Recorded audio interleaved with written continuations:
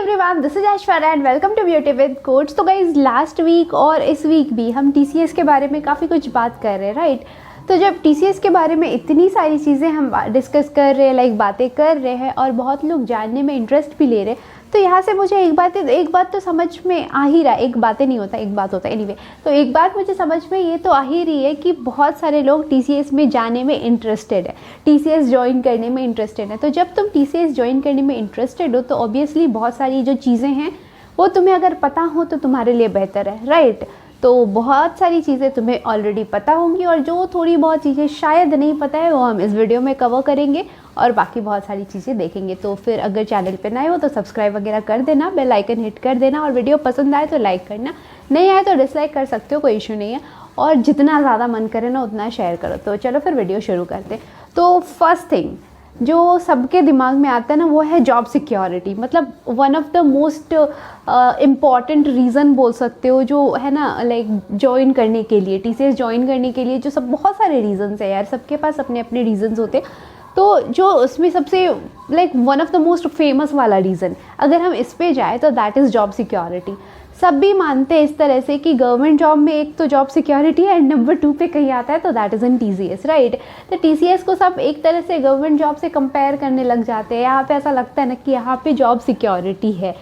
तो to be very honest TCS में job security दूसरी कंपनीज़ के कंपेयर में बहुत ज़्यादा है, राइट। देखो इसमें क्या है ना, जब तक तुम उनकी कुछ पॉलिसीज़ वगैरह जो है, इंटरनल पॉलिसीज़ उनकी है जो तुमको मिल जाएगा, पता चल जाएगा ज्वाइन करने टाइम। तो जो भी उनके पॉलिसीज़ वगैरह अगर तुम उनको ब्रेक नहीं करते हो तो वो तुम्हें नहीं निकालते हैं, ठीक है। वो तुम्हें चांसेस देते हैं और मतलब लाइक बहुत रेयर केसेस में तुम्हें सुनने को मिलेगा कि किसी को टीसीएस ने निकाला है। टीसीएस ऐसे जनरली किसी को नहीं निकालता है, तो that is very good thing, right. Second point पे हम आ जाते हैं नोटिस पीरियड। तो नोटिस पीरियड देखो सारे कंपनीज़ में अपने अपने तरह का होता है। टीसीएस में इट इज़ फॉर 3 मंथ्स, तो ये बहुत अच्छी चीज़ है, राइट। इसके बाद जो तीसरी चीज़ आती है, जब हम ज्वाइन करते हैं ना, कोई भी कंपनी ज्वाइन करते हैं यार, तो एक चीज़ हमारे दिमाग में सबसे पहले आ रहा होता है joining bonus, joining bonus, joining bonus. तो हमें ऐसा लग रहा होता है कि ज्वाइनिंग बोनस मिलेगा कि नहीं, अगर मिलेगा तो कितना मिलने वाला है, ये सारी चीज़ें। तो देखो टीसीएस का जो ज्वाइनिंग बोनस है ये तुम्हारा टीसीएस एक्सप्लोर प्रोग्राम के बारे में हमने डिस्कस किया था लास्ट वीक, वो ही डिसाइड करता है।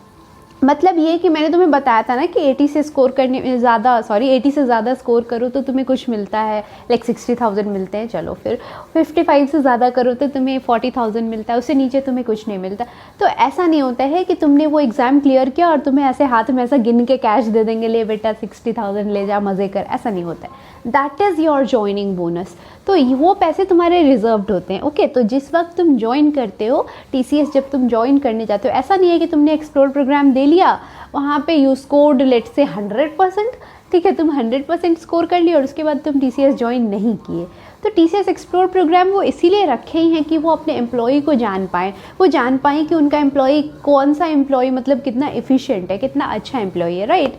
तो वो ये चीज़ जानने के लिए। लेकिन तुमने क्या किया, तुम वहाँ पे प्रूव कर दिया I am a good employee, क्योंकि यू स्कोर्ड 100%, 100 नहीं होता है जनरली बट ठीक है। तो यू स्कोर्ड 100%, तो तुम वहाँ पे प्रूव कर रहे हो I am a good employee. पर उसके बाद तुमने क्या किया, तुमने ज्वाइन नहीं किया। तो टीसीएस का इससे क्या फ़ायदा हुआ, तुम्हारी वजह से टीसीएस का क्या फ़ायदा हुआ, कोई फ़ायदा नहीं हुआ, राइट। तो जब कोई फ़ायदा नहीं हो तो वो तुम्हें पैसे क्यों देगा। उसे पता चल गया ये बंदा अच्छा है लेकिन ये बंदा मेरे लिए काम नहीं कर रहा, तो मैं क्यों दूँ पैसे, राइट। तो इसीलिए वो 60,000 तुम्हें उस वक्त नहीं मिलता है। या फिर अगर तुम्हारा लाइक 55 से ऊपर और 80 आसपास है, तो अगर ऐसा कुछ तुम्हारा मार्क्स है तो तुम्हें जो 40,000 मिलना है वो ऐसे नहीं मिलता है, वो तुम्हें मिलता है ज्वाइन करने के बाद। तो जिस दिन तुम ज्वाइन कर लेते हो उसके बाद like within a week और 2 तुम्हें मिल जाता है, जो भी तुम जितना भी स्कोर किया उस हिसाब से। That is your joining bonus. मतलब joining bonus is not for everyone. अगर तुमने उसमें 55 से कम स्कोर किया तो तुम्हें ज्वाइनिंग बोनस नहीं मिलेगा।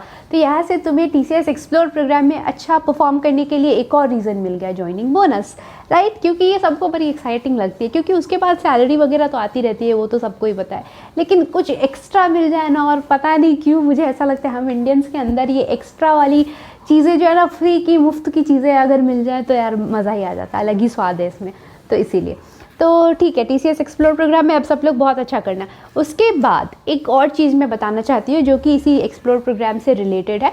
दैट इज़ जो बच्चे 80 से ऊपर स्कोर करते हैं, वही 60,000 वाले बच्चे जिनको मतलब जॉइनिंग बोनस में 60,000 मिलता है, उसके बाद प्रेफर्ड लोकेशन भी मिलता है, तो उनको एक और चीज़ मिलता है। देखो क्या होता है ना कि जब तुम TCS ज्वाइन करते हो, नो मैटर तुम डिजिटल प्रोफाइल में हो या निंजा या किसी भी प्रोफाइल में, तुम जब भी ज्वाइन करते हो उस वक्त क्या होता है, तुम्हारी ट्रेनिंग पीरियड होती है, तुम्हारी ट्रेनिंग होती है।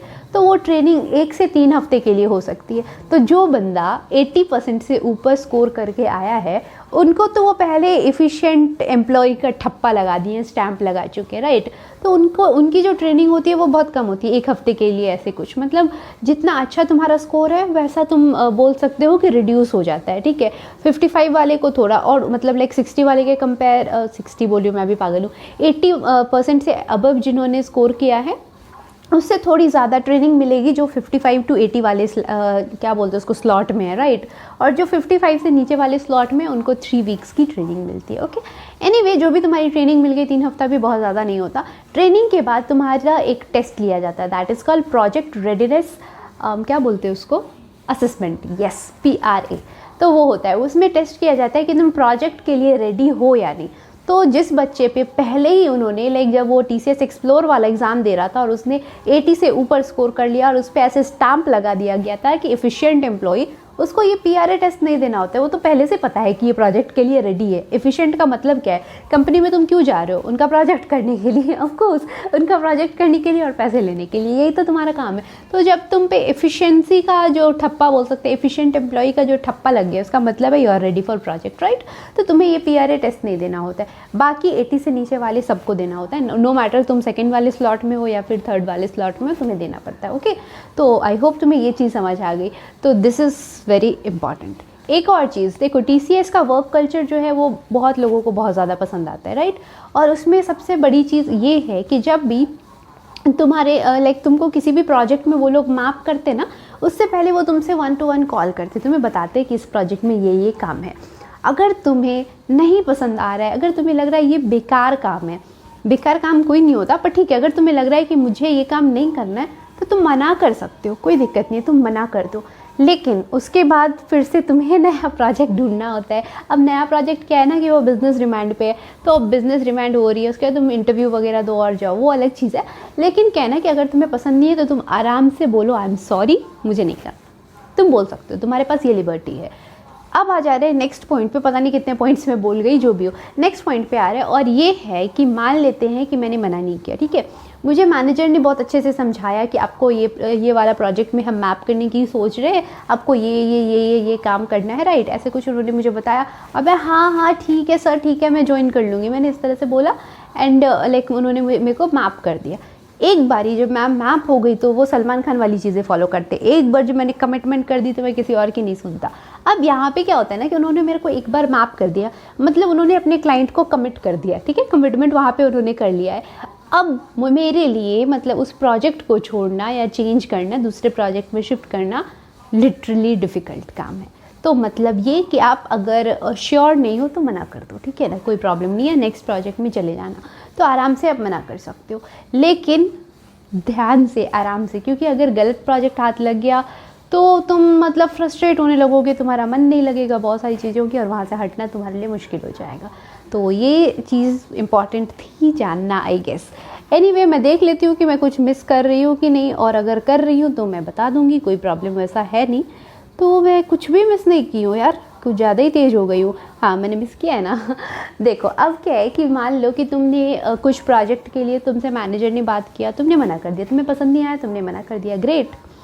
अब तुम क्या करोगे इस पीरियड में बैठ के, अब तुम मतलब बैठ के चने तो चबाओगे नहीं, तुम्हें कुछ सीखना है, राइट। तुम अपने आप को मतलब अपस्किल करते रहो, क्योंकि यही एक वे है किसी भी कंपनी में सर्वाइव करने का, IT इंडस्ट्री में सर्वाइव करने का एक यही तरीका है कि तुम्हें हर दिन अपने आप को अपस्किल करते रहना होता है, राइट। तो उसके लिए तुम्हें लिंक्डइन, यूडेमी जैसी चीज़ें फ्री में मिलती हैं, एकदम मुफ्त, जहाँ पे तुम जो चाहो सीख सकते हो, जो चाहे आराम से सीखो और ख़ुद को अपस्किल करते रहो।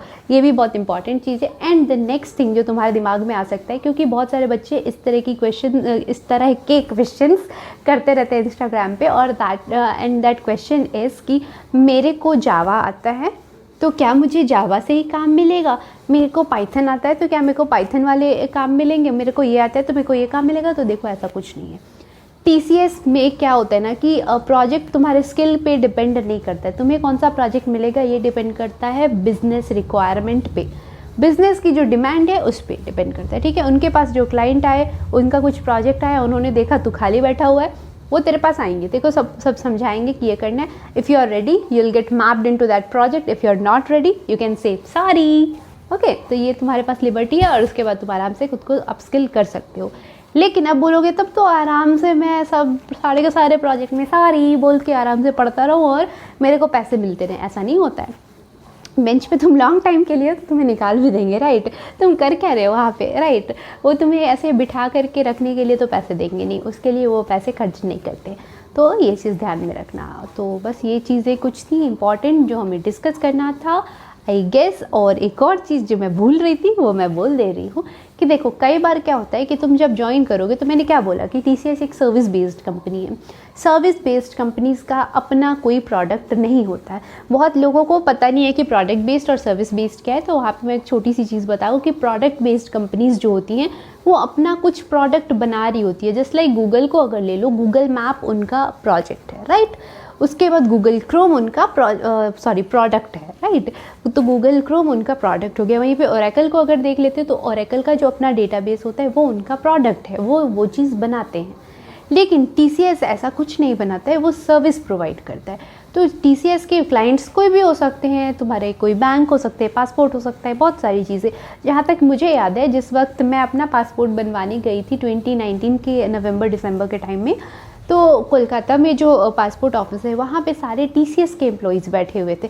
वहाँ से तुम्हें ये समझ में आ रहा होगा कि वहाँ पे बैठे हुए थे जबकि वो है TCS के एम्प्लॉय।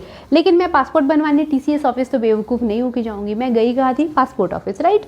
और वहाँ पे TCS के एम्प्लॉय बैठे हुए थे। इसका क्या मतलब है कि इसका मतलब ये है कि पासपोर्ट सेवा या जो भी उसका नाम है वो जो है TCS का एक क्लाइंट है और उनका काम करने के लिए उनको TCS के एम्प्लॉयज़ की ज़रूरत है। तो TCS ने वहाँ पे अपने एम्प्लॉयज़ को डाल दिया है, मे बी उनके सॉफ्टवेयर वगैरह को मेंटेन करने के लिए, उनको सपोर्ट करने के लिए, या फिर अगर कुछ मॉडिफिकेशन की ज़रूरत है तो वो सब चीज़ें करने के लिए, मे बी ERP के लिए, मुझे नहीं पता वो वहाँ पे किस लिए थे, लेकिन येस मे बी ERP वगैरह मेंटेन करने के लिए। तो तुम्हारे साथ ये चीज़ हो सकता है कि तुम ज्वाइन करो एज TCS एम्प्लॉय, लेकिन तुम्हें TCS ऑफिस नहीं जा करके तुम्हें भी पासपोर्ट ऑफिस भेज दे, पॉसिबल है। पासपोर्ट का मैं नाम इसलिए ले रही हूँ क्योंकि मैंने वहाँ पे वो लाइव देखा था। बाकी हो सकता है बहुत जगह बहुत सारे क्लाइंट्स हैं, यस। तो बहुत सारे क्लाइंट्स हैं उनके, तो तुम्हें किसी क्लाइंट ऑफिस में भी जाना पड़ सकता है। तो इन चीज़ों के लिए रेडी रहो और आराम से ज्वाइन करो। TCS अपने आप में बहुत अच्छी कंपनी है। एंड सबसे जो मतलब पता नहीं क्यों मुझे सही लगता है ना, वो है रतन टाटा की कंपनी है यार। तो अलग ही लेवल है उनका यार, मतलब इतने एंटरप्रेन्योर, इतना सब कुछ है, लेकिन वो अलग है ना। खैर वो सारी बातें होती रहेंगी, मिलते हैं नेक्स्ट वीडियो में। तब तक के लिए stay healthy, stay fit, love you all. This is Aishwarya signing off, bye bye.